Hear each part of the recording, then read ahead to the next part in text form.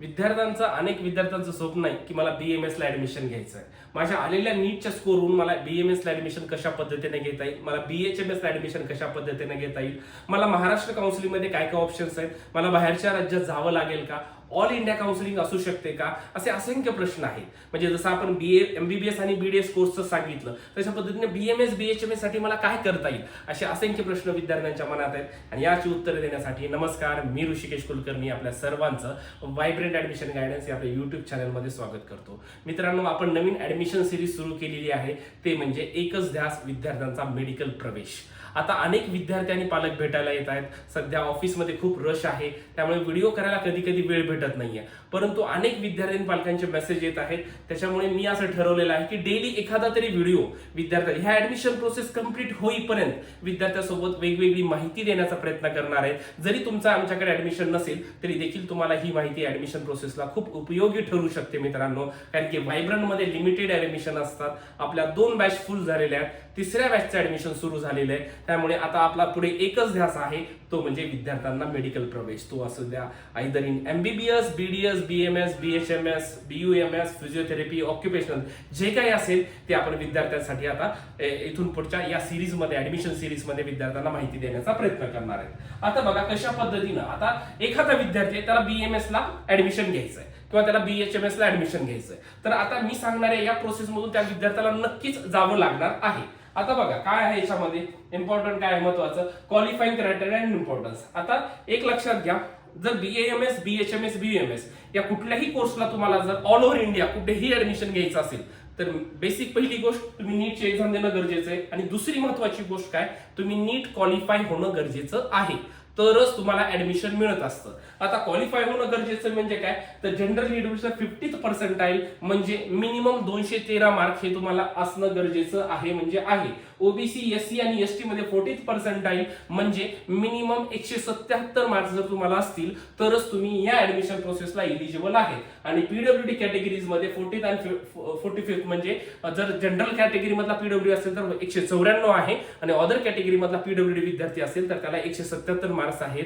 जेणेकरून एवढं जर तुम्हाला मार्क्स असतील नीट मध्ये तर आणि तरच तुम्ही BAMS, BHMS, BUMS या ऍडमिशन प्रोसेसला तुम्ही इलिजिबल आहेत. मित्रांनो, तुम्हाला काही जण म्हणत असतील, सपोज एखादा विद्यार्थी त्याला 210 मार्क आहेत आणि तो ओपन कॅटेगरीचा आहे किंवा EWS कॅटेगरीचा आहे, आणि त्याला कोण जर म्हणत असेल की मी तुमचं BMS ऍडमिशन आता करून देतो, तर त्या विद्यार्थ्यांनी लक्षात घ्यायचं आहे हे ऍडमिशन होणं शक्य नाही. ज्या वेळेस हा क्वालिफाईंग क्रायटेरिया कमी होईल त्यावेळेसच तुमचं ऍडमिशन होऊ शकतं. आणि हा क्वालिफाईंग क्रायटेरिया कमी झाला तो एका विद्यार्थ्यासाठी नसतो, तो संपूर्ण महाराष्ट्र किंवा संपूर्ण इंडियामधल्या सर्व विद्यार्थ्यांसाठी असतो. आणि त्याच वेळेस विद्यार्थ्यांनी एखाद्यावर विश्वास ठेवायचा, एखाद्या इन्स्टिट्यूटवर विश्वास ठेवायचा आणि मगच त्यावेळेस ऍडमिशन घ्यायचं. त्यामुळे आता कुठे पण कर्नाटक किंवा या स्टेटला किंवा त्या स्टेटला सर आम्हाला ऍडमिशन भेटत आहे, ते कॉलेज असं म्हणत आहे, अशा गोष्टीकडे अजिबात लक्ष देऊ नका. तुम्ही उगीच विनाकारण अडकून पडाल, तुम्हाला दुसरंही काही करता यायचं नाही. ज्यावेळेस क्वालिफाईंग क्रायटेरिया कमी होईल त्याच वेळेस तुम्ही असा निर्णय घ्यायचा. ज्यांनी क्वालिफाय नसतील त्यांच्यासाठी मी सांगतोय, ठीक आहे. आता हे झालं क्वालिफाय क्रायटेरिया. सर आता आम्ही क्वालिफाय तर झालो, आता मला काय काय करावं लागेल बघा. आता सर्वात पहिली प्रोसेस काय असणार आहे ते म्हणजे ऑल इंडिया आयुष कोटा चालू होतो. आता जसं MBBS BDS MCC all India Kota असतो त्याच पद्धतीचं BMS BHMS ऍडमिशनसाठी आयुष कोटा देखील आहे. मग आता तो आयुष कोटा म्हणजे काय, AACCC ही काउन्सिलिंग कमिटी आहे, all India Ayush council committee. हे काय करतात, ही ऍडमिशन प्रोसेस कंडक्ट करतात. मग आता कसं आहे, administered centrally by the AYUSH admission central council committee म्हणजे AACCC under ministry of AYUSH यांच्या अंडर ते ऍडमिशन प्रोसेस कंडक्ट करतात. आता स्कोप ऑफ सीट्स बघा, सीट्स कशा पद्धतीने आहेत सर, तर 15% seats in all India quota seats in government and government aided Ayurveda college across India. म्हणजे एखादं गव्हर्नमेंटचं कॉलेज असेल, फॉर एक्झाम्पल कुठलं पण गव्हर्नमेंटचं कॉलेज असेल तर त्या गव्हर्नमेंटच्या कॉलेजमध्ये 15% सीट्स या ऑल इंडियामधून फिलअप केल्या जातात. सर मग कर्नाटक मधल्या एखाद्या गव्हर्नमेंट कॉलेजला मी अप्लाय करू शकतो का, 100% करू शकतात. BMS BHMS साठी तुम्हाला या 15%, त्याच्यासाठी तुम्हाला AACCC आयुषचं रजिस्ट्रेशन करावं लागेल. जसं आपण MCCचं MBBS साठी वेगळं करतो तसं तुम्हाला BMS साठी ऑल इंडिया आयुषचं रजिस्ट्रेशन करावं लागेल. आणि तुम्ही सर्व राज्यातल्या गव्हर्नमेंट BMS BHMS सर्व कॉलेजला तुम्ही 15% कोट्यातून तुम्ही ऍडमिशनसाठी पात्र ठरतात, ठीक आहे. 100% seats in central universities, national institutes and deemed university खूप जास्त महत्वाचं आहे. आता एखाद्या विद्यार्थ्याला ठीक आहे, आता ज्याला चांगले मार्क आहेत त्याला गव्हर्नमेंट कॉलेज ट्राय करायचंय, तो ऑल इंडिया कोट्यातून करू शकतो, स्टेट कोटा पण आहे. किंवा एखाद्याचं स्वप्न असतं मला ह्या बाहेरच्या राज्यातलं गव्हर्नमेंट कॉलेजेस पाहिजे, तर तुम्ही जाऊ शकता. आता ही जास्त मार्क असेल तर सर मला मार्क्स कमी आहेत, सर माझे 270 280 मार्क आहेत आणि मला बीएमएसचं चांगलं कॉलेज पाहिजे, सर मला 300 मार्क आहेत, मला बीएमएसचं अजून चांगलं पण कॉलेज पाहिजे आणि पण मला ऍडमिशन पाहिजे महाराष्ट्रातच पाहिजे मला. तर डीम कॉलेज खूप महाराष्ट्रात चांगले आहेत, जसे की भारती विद्यापीठ आहे, DY पाटील आहे, असे दत्ता मेघे कॉलेज आहे, प्रवरा लोणी, असे वेगवेगळे कॉलेज आहेत डीमचे, ज्यामध्ये तुम्ही BMS ला अगदी कमी मार्क असेल तर BHMS ला तुम्हाला ऍडमिशन मिळतं. थोडंसं फी स्ट्रक्चर त्यांचं जास्त आहे, परंतु कॉलेज इन्फ्रास्ट्रक्चर या बाकीच्या गोष्टी खूप चांगल्या आहेत. त्याच्यामुळे ज्याचं फी स्ट्रक्चर जास्त पद्धतीनं आहे, ज्यांचं पेइंग कॅपॅसिटी आहे की मी एवढी फी भरू शकतो, साधारणतः BMS ला 6 ते 7 लाख रुपये फी पडते, BHMS ला साधारणतः 2 ते 3 लाखाच्या मध्ये फी पडते.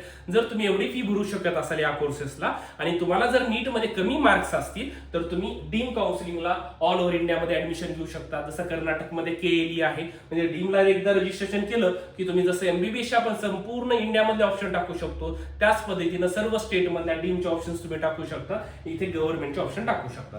हे झालं तुमचं. आता ही कशा पद्धतीनं असतं सर, तर आता बघा लक्षात घ्या, रजिस्ट्रेशन करावं लागतं. पहिल्यांदा AA-CCC रजिस्ट्रेशन करावं लागेल, त्यानंतर फी स्ट्रक्चर असतं. फी स्ट्रक्चर मध्ये काय अशा पद्धतीनं आहे, याचं डिपॉझिट्स असतात. ठीक आहे, काही डिपॉझिट्स असतात, ते डिपॉझिट रिफंडेबल असतात, त्याची देखील काही महत्वाचे नियम आहेत. जसे की डीमला जर तुम्हाला अप्लाय करायचं असेल ऑल इंडिया कोटातून तर डीमसाठी तुम्हाला साधारणतः 55,000 रुपयाचं पेमेंट करावं लागतं. त्यामध्ये 50,000 हे डिपॉझिट असतं, 5,000 रुपये ही प्रोसेसिंग फीस असते. हे डिपॉझिट तुम्हाला नंतर वापस मिळत असतं, पण ही नियम आहे. म्हणजे रजिस्ट्रेशन करावं लागेल, पेमेंट करावं लागेल आणि मग तुम्हाला कॉलेजेसचे ऑप्शन्स द्यायचे आणि मग पुन्हा त्याचे राऊंड चालणार आहेत. आता ही BMS मी जी सगळी प्रोसेस सांगतो, BMS BHM ह्या सर्व प्रोसेस तुम्हाला वायब्रंटमध्ये आम्ही करून देणार आहे. तुम्हाला काहीही करायची गरज पडणार नाही, फक्त आपल्या ग्रुपमध्ये लक्ष ठेवायचं असतं आणि या प्रोसेस मधून जायचं आहे. आम्ही हे पण सांगतो की कोणालाही प्रोसेस करणं गरजेचं आहे, कोणाला काही गरजेचं नाही हे देखील आम्ही सांगणार. अगदी BMS ला कमी मार्क्स असू द्या किंवा जास्त मार्क असू द्या, तुमच्याकडे प्रत्येक स्टेजला एक उपाय आहे आणि तो आम्ही वायब्रंटमध्ये कंप्लीट करून देण्याचा प्रयत्न करणार आहे. ठीक आहे, आता हे झालं आपल्याला. हे वर्कफ्लो कसं आहे, रजिस्ट्रेशन, पेमेंट करायचं, कॉलेजचे चॉईसेस द्यायचे आणि मग रिझल्ट लागला की राऊंड 1 राऊंड 2 अशी प्रोसेस चालणार आहे आणि त्या प्रोसेसमध्ये आपल्याला सहभाग नोंदवता येतो. हे झालं ऑल इंडिया. आता सर आम्हाला सर्वात जास्त महत्वाचं प्रोसेस आहे महाराष्ट्र स्टेटच्या बद्दल. तर आता महाराष्ट्रामध्ये BMS साठी कशा पद्धतीने, BMS BHMS साठी बघा, तर ही ऍडमिशन प्रोसेस कोण कंडक्ट करतं महाराष्ट्रातली, स्टेट कॉमन एंट्रन्स टेस्ट म्हणजे CET सेल करतं. याची वेबसाईट आहे mahacet.org.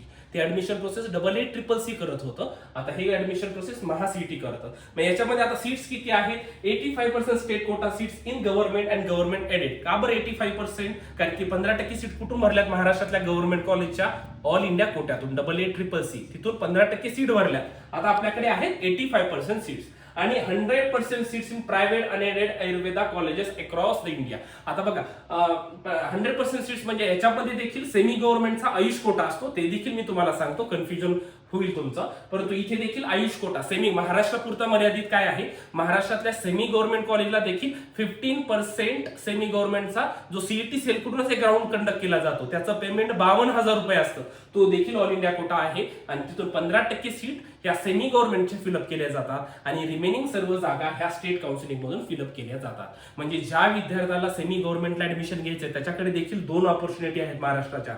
एक आहे ऑल इंडिया मधून सेमीला ऍडमिशन घ्यायचं आणि एक आहे स्टेट कोट्यातून सेमीला ऍडमिशन घ्यायचं. ऑल इंडियातून जर सेमीला ऍडमिशन घ्यायचं असेल तर त्या विद्यार्थ्याला 52,000चं रजिस्ट्रेशन करावं लागतं, त्यात 50,000 डिपॉझिट असतात.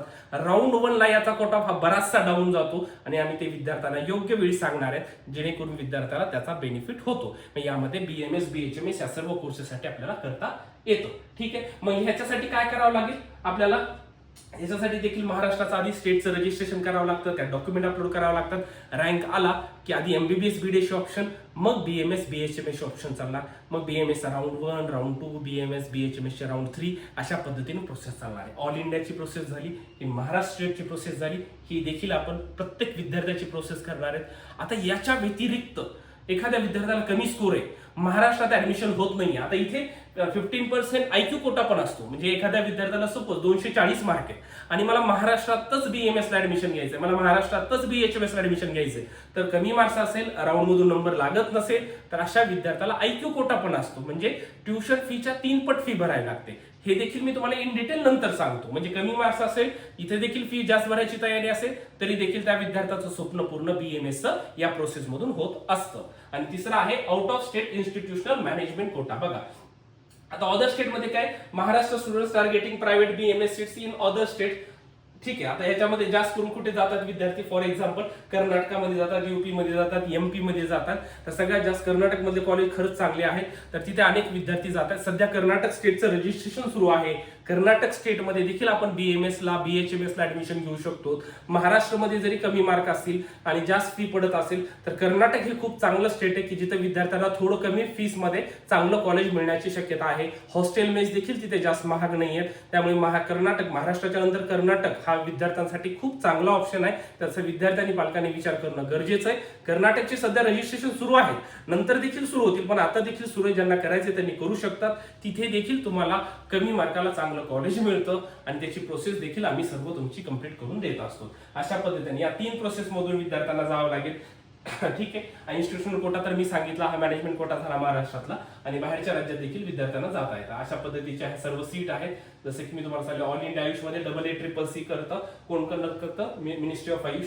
15% government, 100% central deemed national institute असतात. महाराष्ट्र स्टेट कोटा कोण कंडक्ट करतं? CET sale. 85% गव्हर्नमेंटच्या जागा आणि सेमी गव्हर्नमेंटचा देखील 15% ऑल इंडिया कोटा असतो. रिमेनिंग स्टेट कोटा असतो. ठीक आहे, आणि मॅनेजमेंटसाठी देखील महाराष्ट्रातल्या सेमी गव्हर्नमेंट कॉलेजला 15% कोटा आहे आणि बाहेरच्या राज्यात देखील आपल्याला कोटा आहे, जिथून आपण तिथे ऍडमिशन घेऊ शकतो. म्हणजे एखाद्या विद्यार्थ्याला जर BMS, BHMS, BUMS ला ऍडमिशन घ्यायचं असेल, तर या विद्यार्थ्याला स्टेट ऑल इंडिया कोटा आहे, महाराष्ट्र स्टेट कोटा आहे, अदर स्टेट कोटा आहे. या सर्व प्रोसेस मधून जावं लागतं आणि त्याला नक्कीच चांगलं कॉलेज मिळत आहे आणि मिळू शकतं. पण याला वेळोवेळी त्या काउन्सिलिंगला फॉलो करणं गरजेचं आहे. वेळोवेळी त्या काउन्सिलिंगचे अलर्ट लक्षात घेणं गरजेचं आहे आणि वेळोवेळी त्या रजिस्ट्रेशन, आपल्याला कुठं काउन्सिलिंग ऍडमिशन भेटू शकतं, आपण 3ही काउन्सिलिंग मधून राहणं गरजेचं आहे का, मला फक्त महाराष्ट्राची काउन्सिलिंग करणं गरजेचं आहे का, मला कर्नाटक किंवा बाहेरच्या राज्यामध्ये काउन्सिलिंग करणं गरजेचं आहे का, ह्या गोष्टी लक्षात येणं गरजेचं आहे. त्यासाठी व्हायब्रंट अगदी तुम्हाला शेवटपर्यंत प्रयत्न करून देत असतं.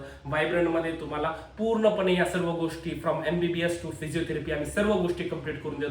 तुम्हाला आजच्या या व्हिडिओमध्ये